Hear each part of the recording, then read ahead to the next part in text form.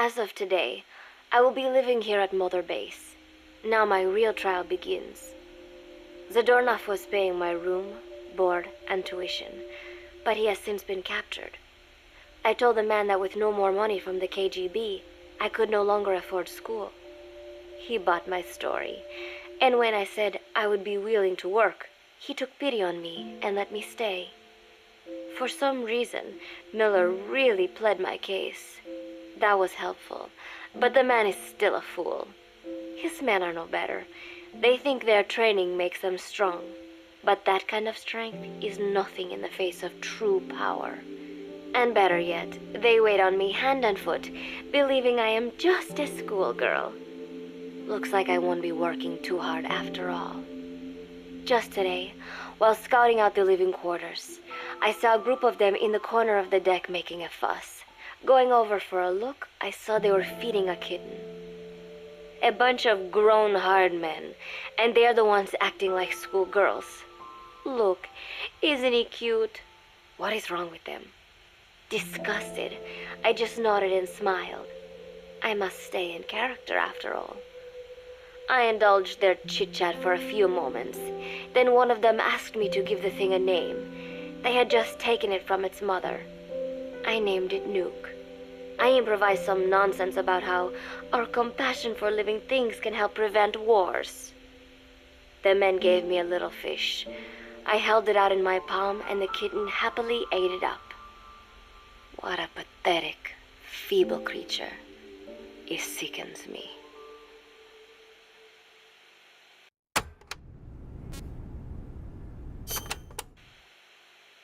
Today, Chico invited me to go fishing with the soldiers. I suppose finding one's own food does have its merit, but I prefer not to be involved in such a degrading task. And their prattling on about fishing being fun is nonsense. I'm not here to find playmates. Nevertheless, distasteful as it was, I went along in order to maintain my cover. Chico thrust a fishing pole into my hands, and we went up onto the deck where several soldiers had gathered. They welcomed us warmly. With so few women aboard Mother Base, I'm treated like a princess. No one suspects I am neither a teenager nor a student. It was nice and sunny, with a gentle breeze and waves. As I cast my line and waited for a bite, the soldiers began to ask me all sorts of questions. As always, I answered according to our predefined scenario, feigning a smile. As I sat there feeding them lies, the fish began to bite, and the soldiers began to focus on their prey. Chico had his bait stolen by a fish, and got so angry that he stood up and nearly fell into the sea. Everybody laughed. It almost made me want to join in too. At some point, I got a bite myself. The instant after I felt that first gentle tug, the fish yanked the line with astonishing strength, and I let out a cry of surprise. I thought he was going to be huge. It was my first time fishing, and I was a bit flustered, so the soldier beside me helped by supporting the pole from behind. "Reel it in," they shouted. I nodded, turning the handle as fast as I could. I wondered what kind of fish lived below the surface, and thought back to the deep sea dives I had to do as part of training. Those were difficult days, but I remember finding the multicolored fish gliding through the water incredibly soothing. After a hard fight, I pulled it up. To my surprise, it wasn't even half a vara, rather anticlimactic. But I wasn't doing it for fun, so I wasn't the least bit disappointed. Nuke was hovering nearby with an expectant look on his face, so I gave the fish to him. All in all, a thoroughly wasted day.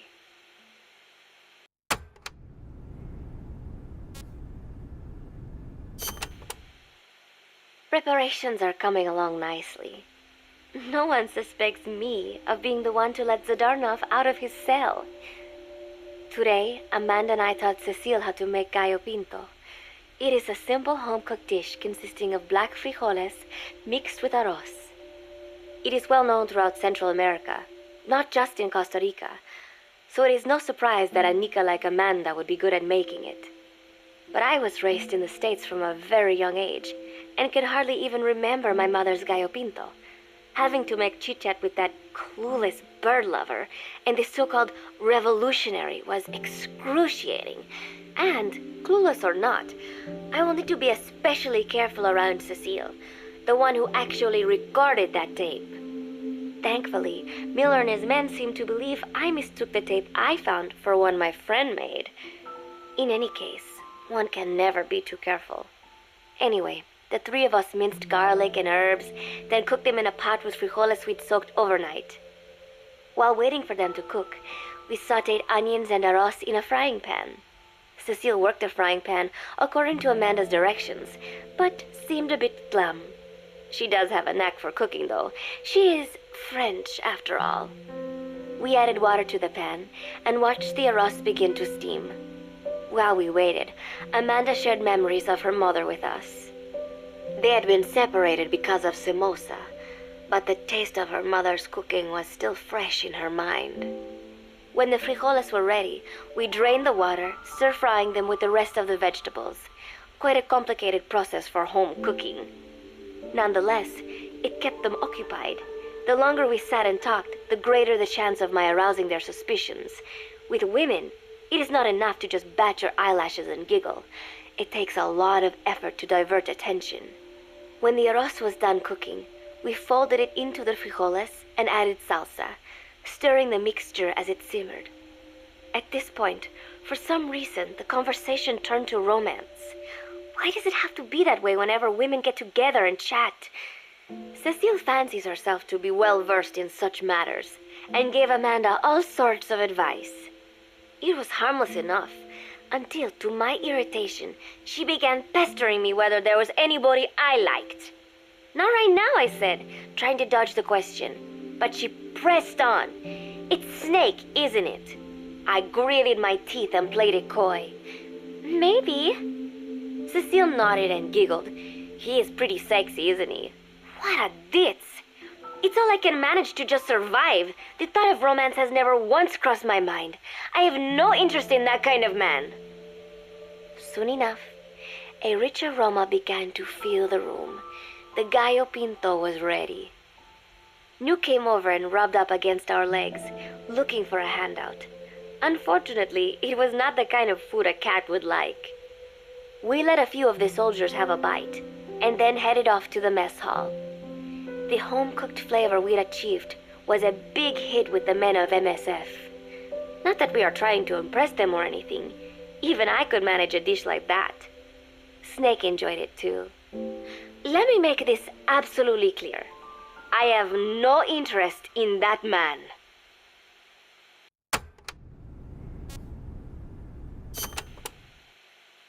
Football, or soccer as it is known in the States, is extremely popular here. It has not caught on yet in the US, but it has legions of rabid fans all across Latin America. These fans can get so rowdy that it is commonly believed El Salvador and Honduras went to war in 1969 over scuffles in a soccer match. In reality, tensions between the two countries were already high. The match was merely one of the sparks that set them off. But these people are so passionate about this sport that the story seems plausible. Predictably, many of the soldiers here are fans. They have apparently divided themselves into Costa Rican and Nicaraguan teams and started playing each other. To play, you need a ball and 2 goals. The R&D team built and set up simple goals on the deck. I had absolutely no interest, but Chico insisted that I come and watch. It was not a proper match by any means. The pitch was not even regulation size, but the players and spectators alike got pretty excited. They banged empty cans and shouted cheers through the handmade megaphones. It almost felt like carnival. Huey, the referee, blew a whistle to start the match. The soldiers' training has left them in excellent physical shape, but they lacked the honed skills of professionals and their play was quite rough. Midway through, one of the men collided with another. They started shouting at one another, but Huey stepped in.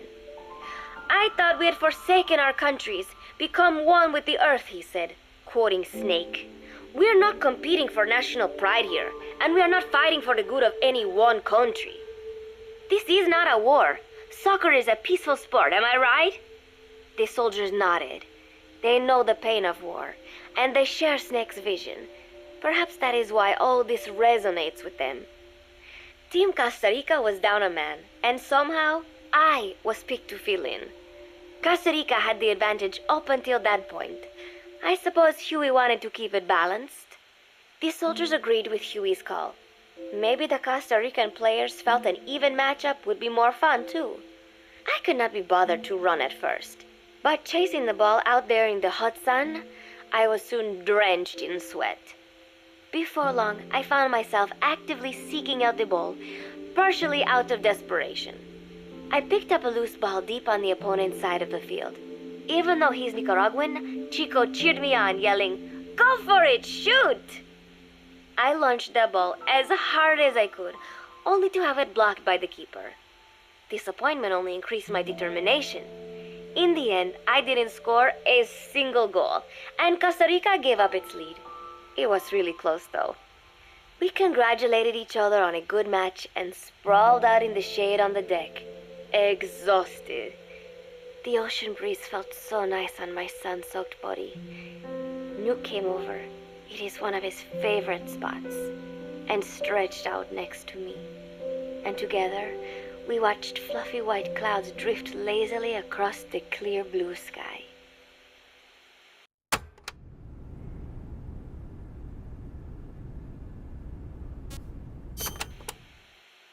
It was lovely out today, so I decided to sun myself in a lounge chair up on the deck when Strangelove came up to me.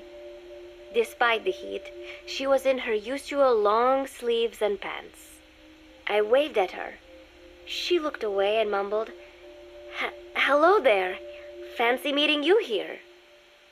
I asked if she needed anything, feeling her eyes creeping up and down my body like she was savoring it. Finally, she swallowed and said, "You have such beautiful skin." Bewildered, I shook my head and said, "No, not at all. I had heard rumors that she was a lesbian, but she couldn't be after me, could she?" She continued to stare and said, "No, it is beautiful, but you must not let yourself get so tanned." And then she took my hand in hers. "What is wrong with a little sun?" I asked, trying to cut the conversation short. But she shook her head violently. "No, you mustn't. A young lady should take better care of her skin." She was acting strangely now, as if aroused. She lectured me on the perils of tanning, how it ages skin, causing wrinkles and spots, and in the worst cases, even skin cancer. I knew already that tanning could cause spots, but I thought only pale-skinned Anglo-Saxons had to deal with that. Having a scientist tell me it causes aging, though, that spooked me a little. If I am to keep playing the teenager, I will have to start paying more attention to my skin. Sensing my anxiety, she took a small tube from her pocket. She said it was the sunscreen she always used. She told me to keep it. I didn't know what to say. I was more than happy to take it, but exactly what were her intentions? Was she merely being nice? Or is she really into me? Either way, there was no reason to refuse, I suppose. I have undergone training. An out-of-shape woman does not pose any real threat to me. Having power means not being afraid. It is the same on a global scale.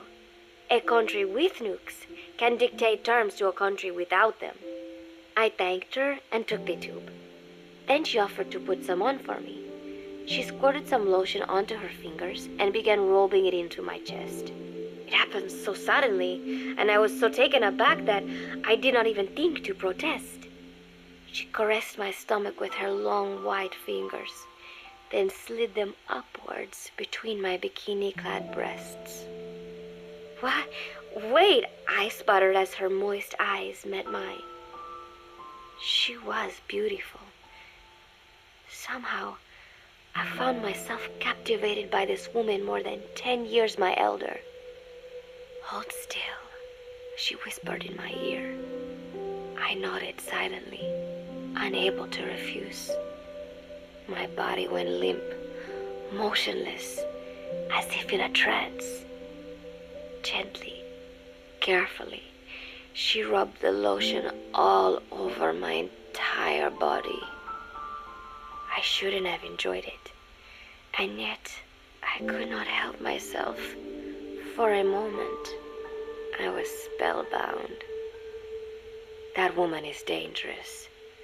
I had better watch myself.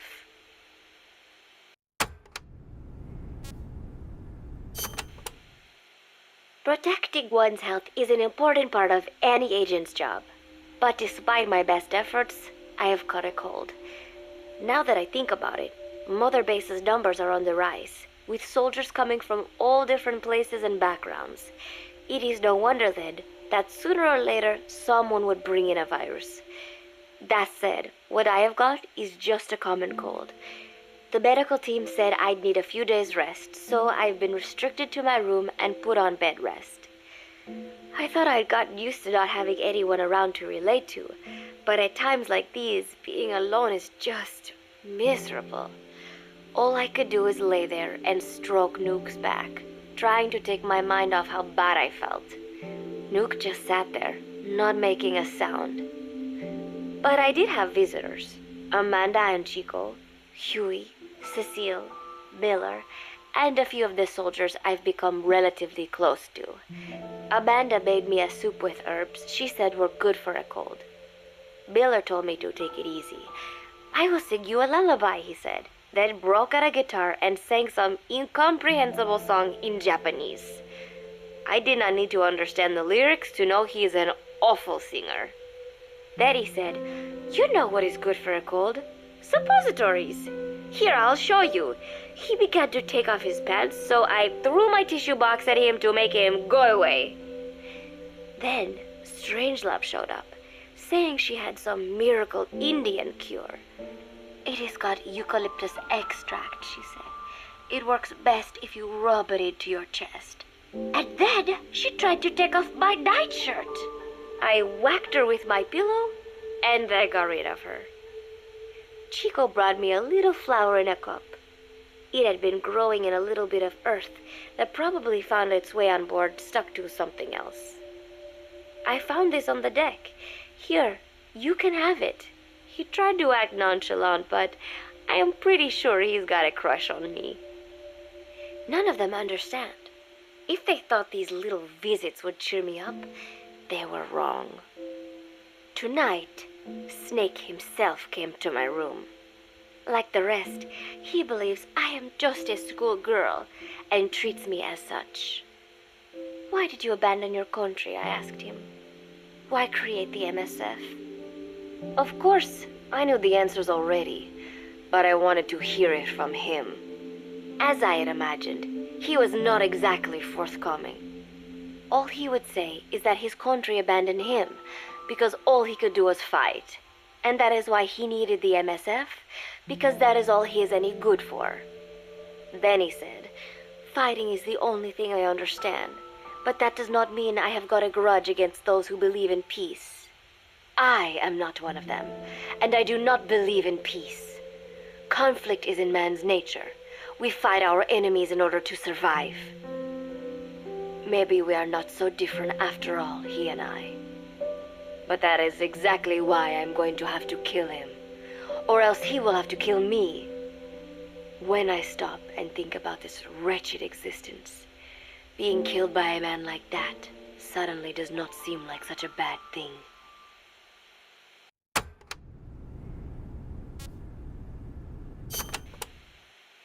Every month, Mother Base throws a party for all the soldiers whose birthdays fall in that month. There is something strange about a military organization having parties. Really though, it is just an excuse to drink and make noise. It is not easy to get alcohol in a fortress in the middle of the ocean. Most days they are training from dawn till dusk. They do not have time for things like drinking. That is why Snake and Miller came up with the idea to give everyone a chance to let loose. Obviously, a bunch of boors like that are not going to bother with blowing out candles on a cake. Rather, they sit there in a cloud of cigarette smoke, drink beer, eat meat, tell tasteless jokes, and swap crude insults about one another's hometowns. But it hardly ever breaks out into something serious. They talk up a storm, but they're just having fun. It is funny. You have got members of FSLN rubbing shoulders with the UCLAs, people who once would have considered the other mortal enemies. I wonder if that is what makes Big Boss so popular. In leaving their countries behind, they leave their hatred for other countries too. Miller seemed a little protective of me. Hope they're not being too crude, he said. But soon enough, he too was drunk. He yelled, "Come here and take a look at the real Kazuhira Miller," then dropped his pants and mooned everybody. The other soldiers burst out laughing. I have never seen such a crude, ridiculous party before. And yet, all these people, laughing and acting the fool. Is this what they call peace? For some reason, I began to think about all that has happened since I came here. Fishing with Chico, cooking with Amanda and Cecile, playing soccer, having visitors when I caught a cold. When I stop and think about it, my time here has been the most peaceful of my life. But that is about to end. I cannot imagine he will be willing to negotiate. It seems I am to fight the legendary Big Boss. I do not know if I'll be able to beat him, but if I have to choose between death and defying Cypher, I will gladly choose death. The thought of dying does not scare me, but if I disobey my orders, the fear and despair awaiting me will be far worse than anything I can imagine. It was Cypher who took me in as an orphan, gave me food and a place to live. His orders may have been unreasonable, but I will never repay my debt entirely. It seems I have no choice. I must fight this man. I must fight Snake.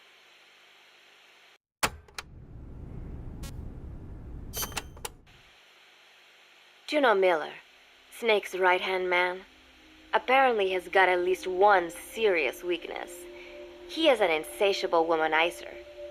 He does not bother me, most likely because he considers teenagers off limits.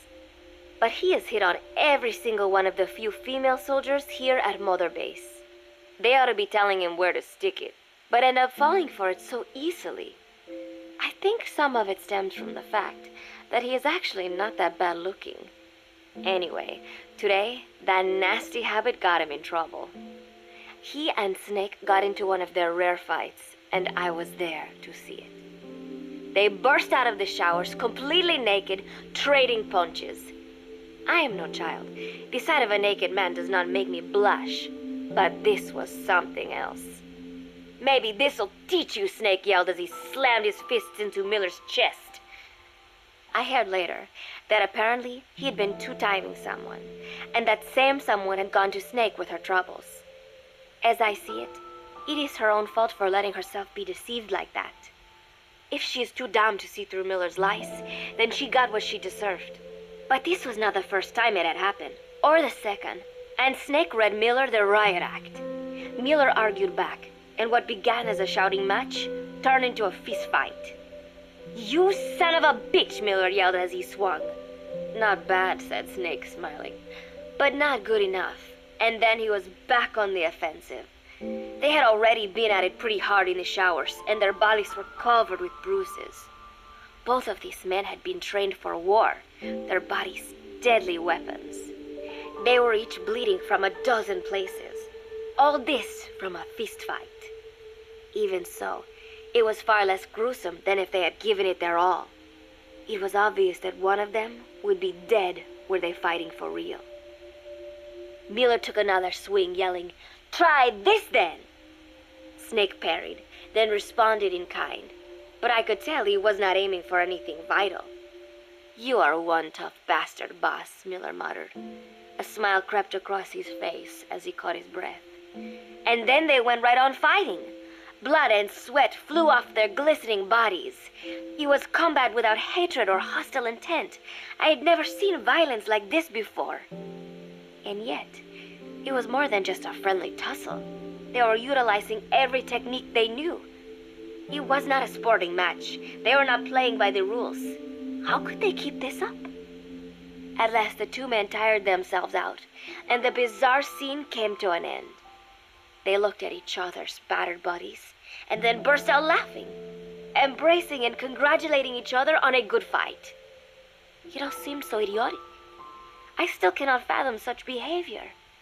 But somehow, I got the sense that for all his womanizing, Miller really only trusted one person, and that was Snake. There was no way I could ever come between the two of them. And at that thought, I began to feel as if I had lost.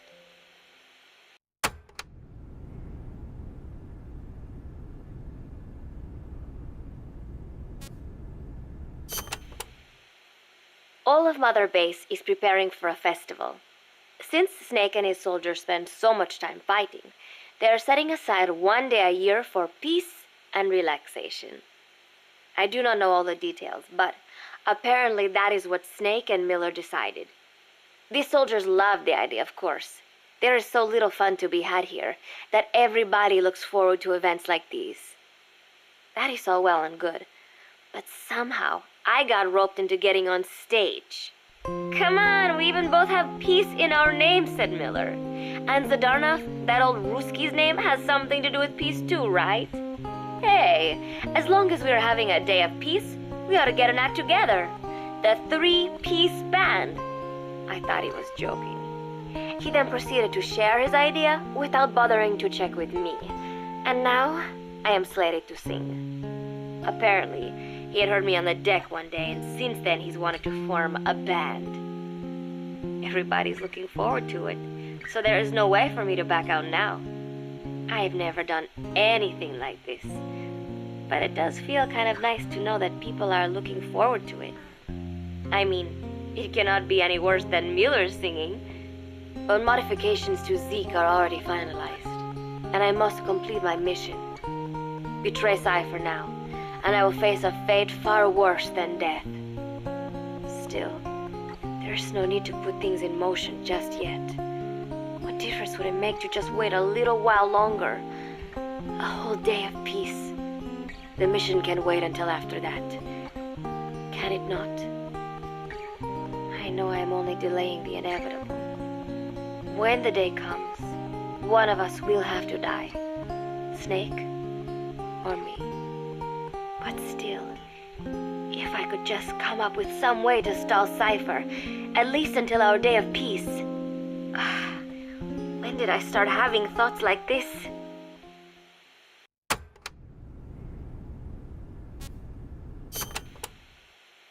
My cover is blown. They know nothing of Cypher or my true objective, but they know I am a spy. There is no more time left. I must act now. I must complete my mission. How did it come to this? All I wanted was 3 more days. Just 3. Miller's already finished writing the song. It is called Love Deterrent. It is about a girl who cannot express her true feelings. I have been practicing.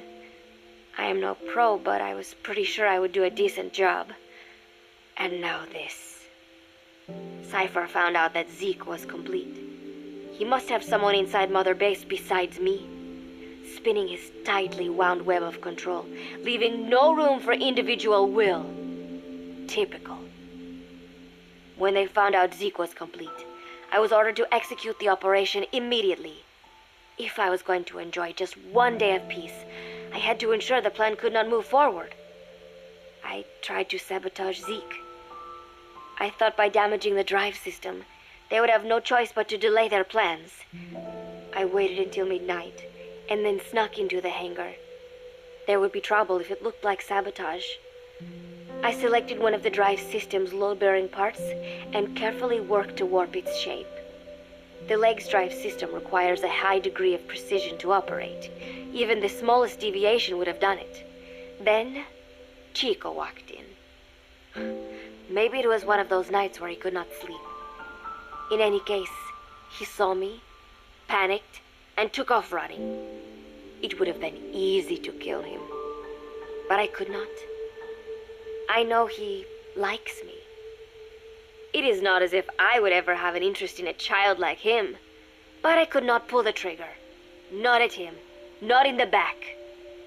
Will he tell them? Or is there a chance he will keep it a secret? Protect me? No. He knows now. Knows I am not who he thought I was. He ran without even questioning what I was doing. There is no chance he does not know. And soon, all I have built here will end. And if Cypher has another agent among them, if he finds out I tried to sabotage Zeke, this place will no longer be my heaven. Then it is settled. I make my move now. Chico walked in before my sabotage was complete, so Zeke should still be operational. It might not run at full speed or power, but I do not have time to fix that. Without Zeke, I do not have a chance in hell of winning. I must act fast before Chico sounds the alarm. I knew it would come to this. I just did not think it would be so soon.